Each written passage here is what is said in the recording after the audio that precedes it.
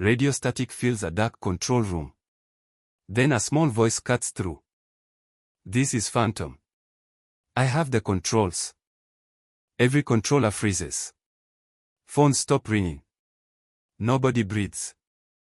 Sarah leans into her mic, voice shaking. Say again, who is this? Phantom, the voice whispers back. Please. I don't know what to do. What's happening up there? Sarah asks. The tail, it's ripped off, Maya says, the voice trembling. Both pilots are dead. There's no one else.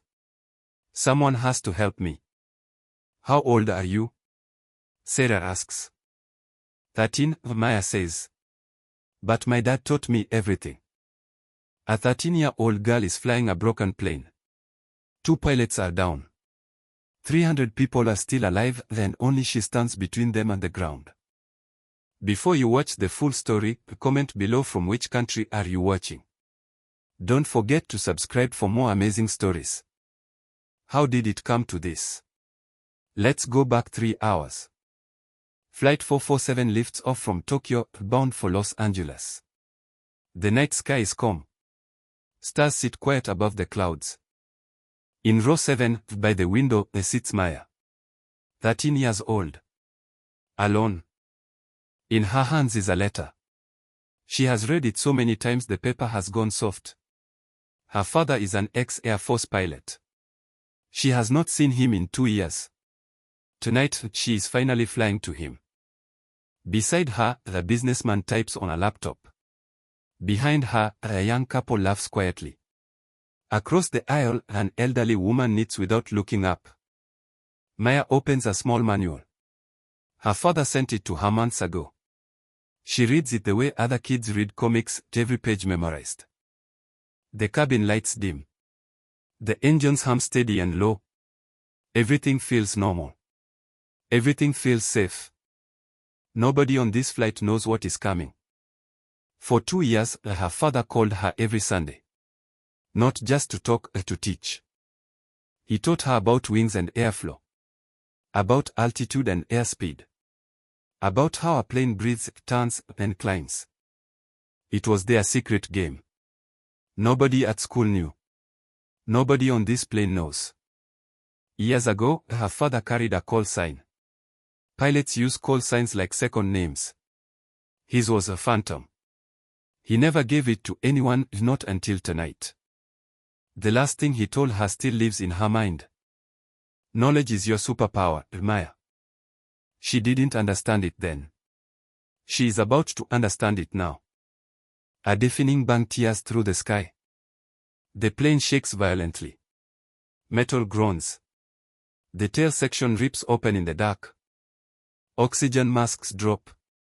Bags fly from overhead bins. Screaming fills the cabin. In the cockpit, Captain Henderson fights the yoke, calling the emergency down to the tower, his voice cracking under the strain. Then his chest tightens. Pain shoots down his arm. The stress is too much. He slumps forward, gone. First Officer Chen reaches for him, the plane jolts hard, and his head slams against the panel. He doesn't move again. No pilot is left conscious. The aircraft tips into a slow, sickening spiral. In the cabin, flight attendants fight to hold the panic together, their own hands shaking as they move row to row. In row 7, Maya grips her armrest. Her heart pounds. But somewhere underneath the fear, her father's voice speaks calm words she has heard 100 times before. A flight attendant runs down the aisle, her voice breaking. Is there anyone who knows how to fly? Silence answers her. Passengers look away. Nobody moves. Nobody dares. Then, slowly, Maya rises from her seat. I know some things, she says quietly. My dad taught me. The attendant hesitates, she's just a child. But there is no time left for doubt. Maya walks to the cockpit. Her legs feel weak, but her steps don't stop. Inside, the empty captain's seat waits. She sits. Her hands tremble over the controls, and then something shifts. She looks at the panel, and she knows it. Every dial. Every switch. Every light. Her father's lessons come alive in front of her. She reaches for the radio. Her fingers shake as she presses the switch. Static hisses. Then her whisper breaks through. This is Phantom. I need help. Someone please talk me through this. In the control room, every controller turns toward the speaker. Sarah, the lead controller, leans in. Did a child just say call sign Phantom? An older controller goes pale. He remembers that name from years ago. That call sign belonged to Colonel James Wheeler. Alarms ring through military channels. Fighter jets are scrambled within minutes. Voices overlap across the radio. Phantom is back on the air. That's impossible, Wheeler's daughter. Two F-22s cut through the clouds and pull alongside the crippled airliner. One pilot keys his mic. Phantom, this is Eagle One. We have you on radar. You are not alone. Inside the cockpit, Maya's shaking hands slowly go still. The F-22 pilot's voice stays steady, guiding her step by step. Maya listens to every word. The runway is 40 miles out. Altitude is dropping fast. One engine sputters and coughs. In the cabin, passengers hold hands. Some pray. Some just close their eyes and wait. Maya keeps the wings level, adjusting the throttle the way her father taught her over a video call 2 summers ago.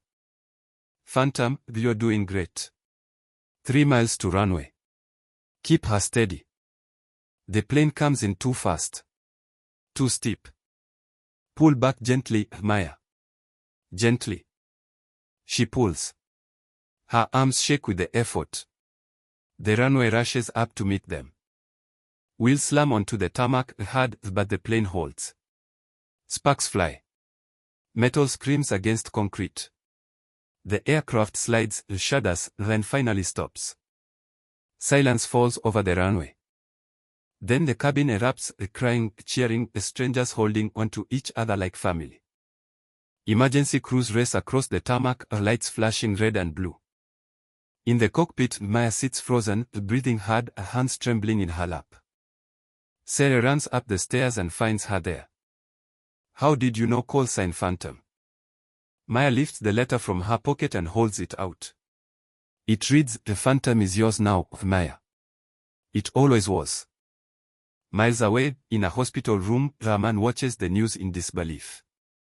A reporter's voice fills the screen. A 13-year-old girl has landed a damaged plane using her father's old call sign.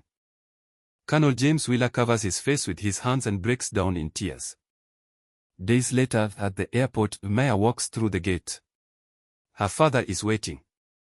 He kneels, takes a small set of wings from his pocket and pins them to her jacket, his old Phantom wings. I taught you everything, he says softly. But you flew it yourself. She hugs him, and for the first time in 2 years, neither of them lets go. The tower heard a whisper that day. A child's voice in the static. Call sign Phantom. And 300 people came home because of it.